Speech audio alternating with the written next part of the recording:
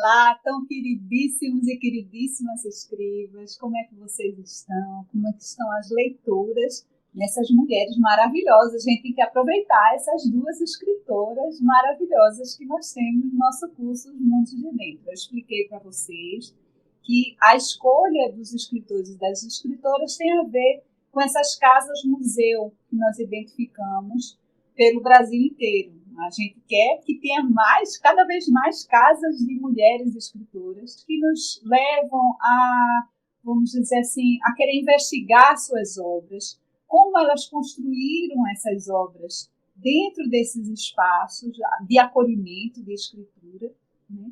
Então, eu estou só fazendo uma explicação por que é somente essas duas escritoras monstruosas, maravilhosas, que foram Cora Coralina, no módulo 7, e agora, no módulo 8, nós vamos ter nada mais, nada menos que Hilda Hilst. Hilda Hilst, ela construiu uma catedral de escrito, de poesia, de crônicas, de ficção, de peças de teatro. Ela escreveu peças belíssimas. A Obscena Senhora D é belíssimo, é muito assim, é genial.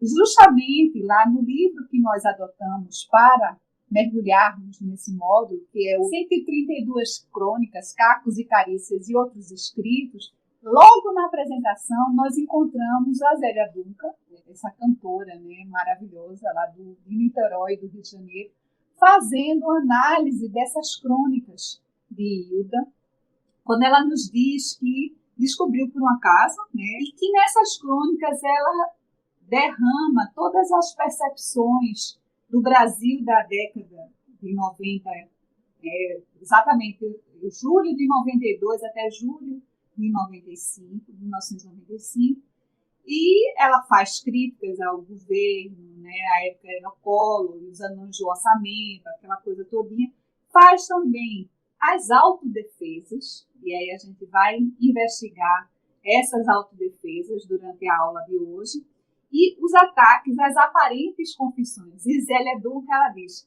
digo aparentes porque escritores inventam, e quanto mais geniais, mais nos fazem acreditar. Vejam que maravilha, isso vai ser mote para o que nós vamos desenvolver hoje aqui na nossa aula.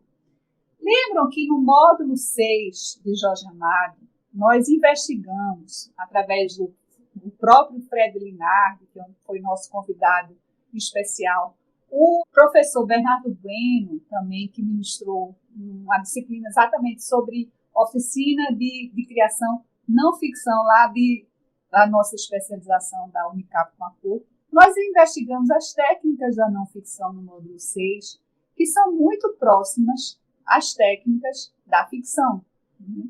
E vice-versa. Jorge Amado utilizou as mesmas técnicas da não ficção, do jornalismo, lá no seu romance Gabriela Cravo e Canela. E aqui a gente vai investigar nesse módulo essas crônicas que Hilda escreveu para o jornal de Campinas, o Correio Popular. Hilda, fazendo uma breve biografia, ela nasceu em Jaú, no interior paulista, com o nome de Hilda de Almeida Prado Hilst. O pai dela se separou da mãe dela, era muito jovem, a gente vai falar um pouquinho mais sobre isso, e ela foi morar em São Paulo. E depois ela volta para essa cidadezinha, para Campinas, para justamente habitar uma casa-museu, que também nós vamos investigar mais adiante.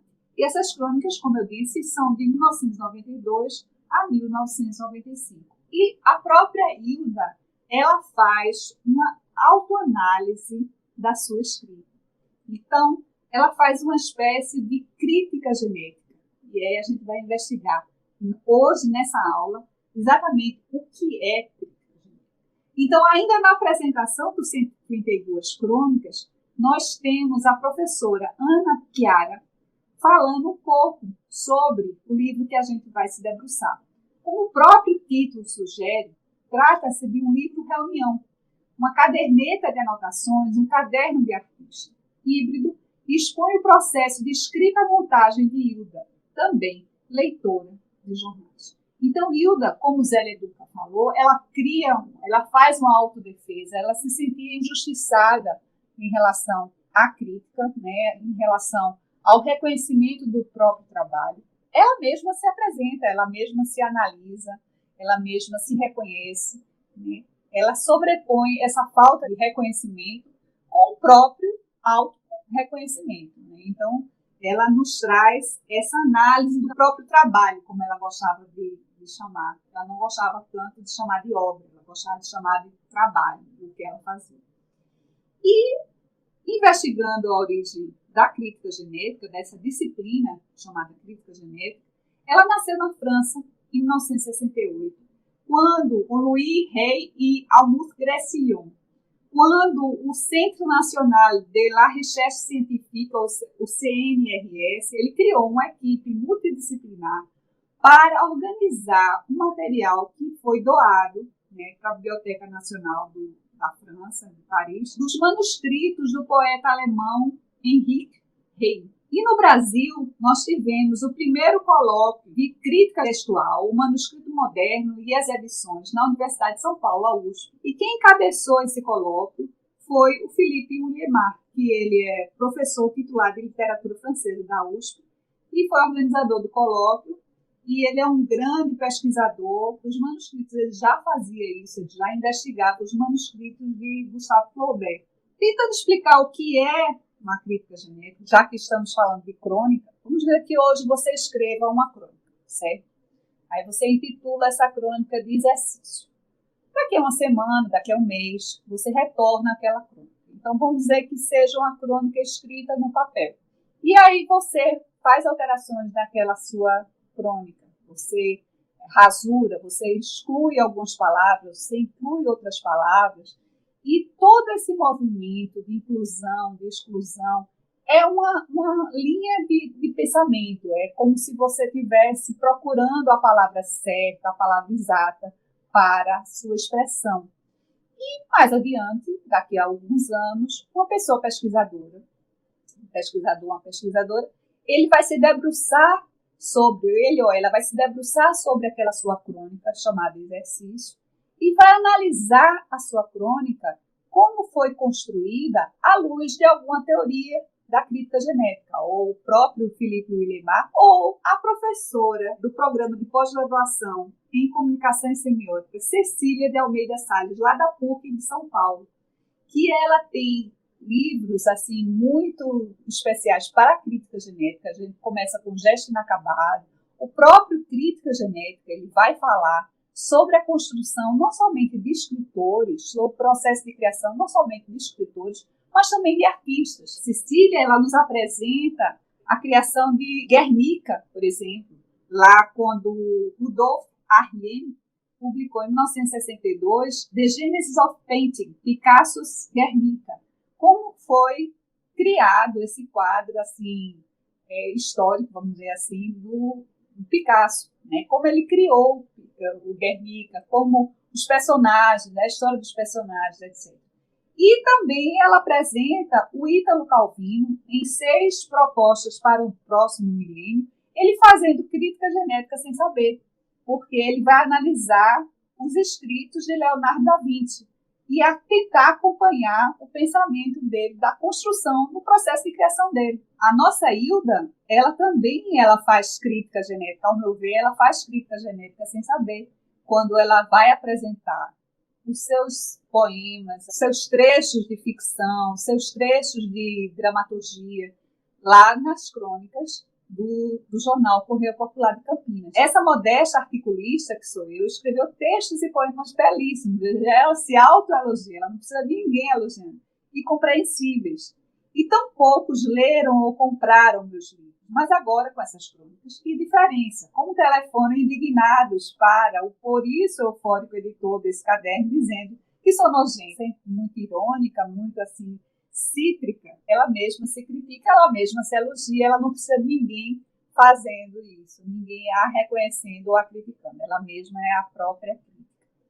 E ela utiliza dessas escritas, dessas crônicas, para transformar personagens em linguagem, porque o que é que acontece? Ela tem essa crônica que eu gosto muito, que ela vai utilizar a linguagem alemã, né? Ela vai transformar, um personagem dela é um alemão, Então, ela vai transformar o texto no personagem, certo? Para falar a língua daquele personagem. E agora, baixou o Dr. Fritz, um senhor insinuar, eu gostar de ovos podres e traques do senhor Henricas Oitavas. Não, senhor, não gostar. Ou seja, ela está mergulhando no personagem e transformando a linguagem no personagem, certo? Então, ela utiliza essas técnicas refinadíssimas de transformação de texto através do personagem. Os textos desse livro, eles são muito híbridos, a gente não pode classificar o que é aquilo dali.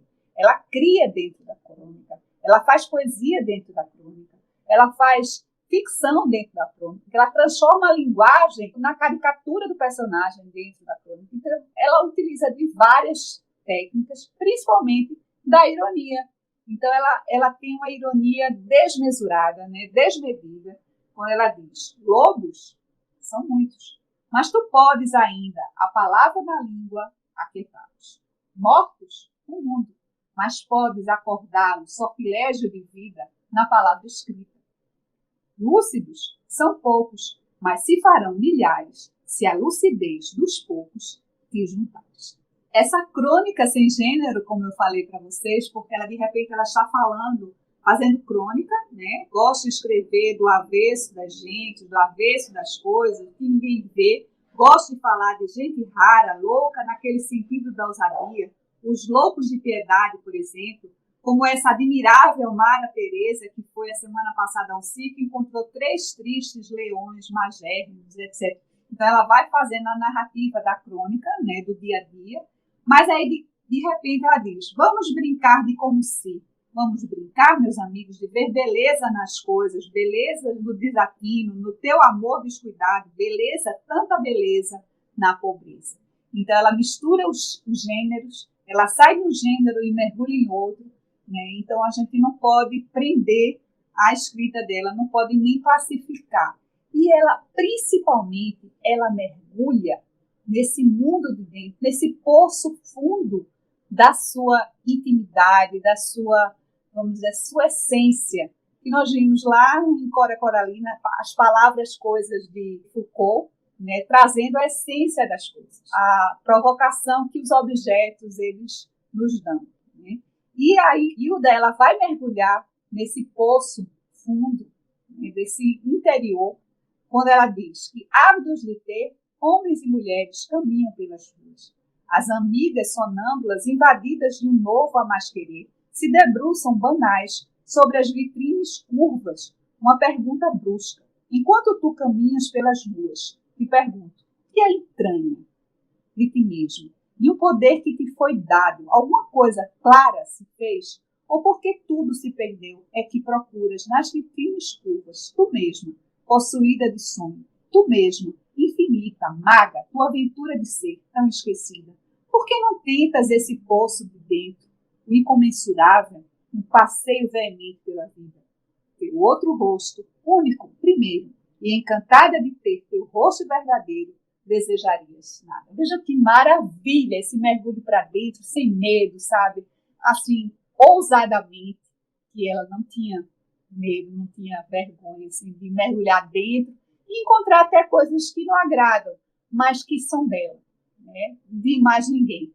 E se a gente vai muito para fora, a gente às vezes não encontra o que é nosso, encontra outros mundos, mas não o nosso poço de vida. E na próxima aula, nós vamos investigar exatamente essa casa de recolhimento que foi a Casa do Sol, ou a Casa Museu de Hilda Hilst, lá em Campinas, né, onde ela pôde se dedicar mais ainda à sua escrita. E não percam, no dia 25 de agosto, gente, a gente tem um convidado tão especial. Ele chama-se Fernando de Mendonça. Ele é professor lá da Universidade Federal de Sergipe, né, de escrita criativa, de literatura, e ele fez nada mais, nada menos que uma tese sobre Clarice Lispector e Hilda Hilst, o abandono nessas duas escrituras. Então, vocês não podem perder de jeito nenhum a live do dia 25. Então, um abraço bem grande e até a próxima aula.